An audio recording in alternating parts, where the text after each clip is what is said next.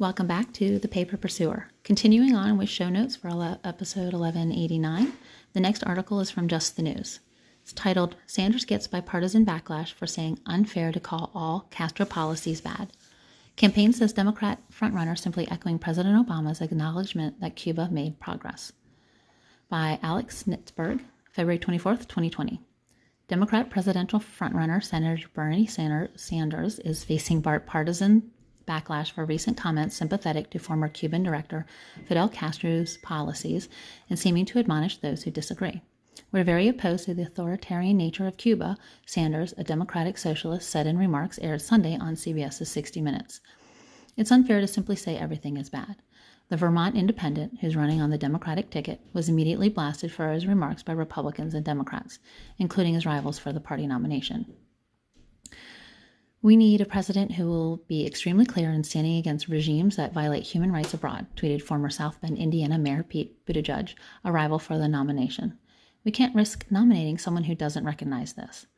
The campaign for former Vice President Joe Biden, also competing for the Democratic nomination, took issue with Sanders' comments too.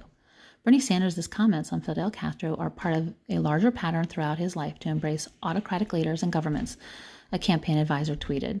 His admiration for elements of Castro's dictatorship, or at least willingness to look past Cuba's human rights violations, is not just dangerous, it is deeply offensive.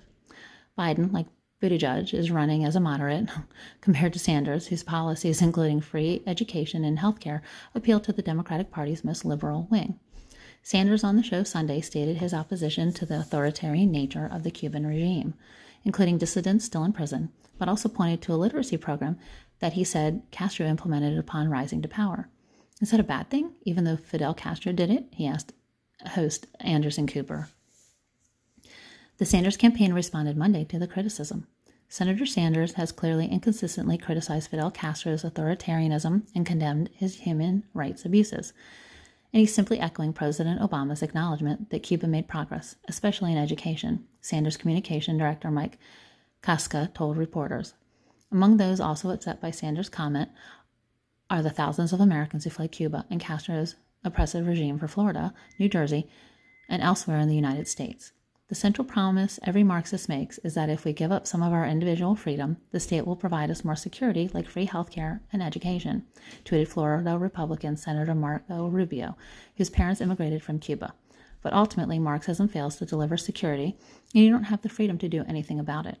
Sanders on Saturday divisively won the Nevada caucuses and Sanders on Saturday decisively won the Nevada caucuses and had top finishes in Iowa and New Hampshire. A strong showing in South Carolina this weekend and on Super Tuesday on March 3rd could give him a potentially insurmountable delegate lead. Oh, goodness.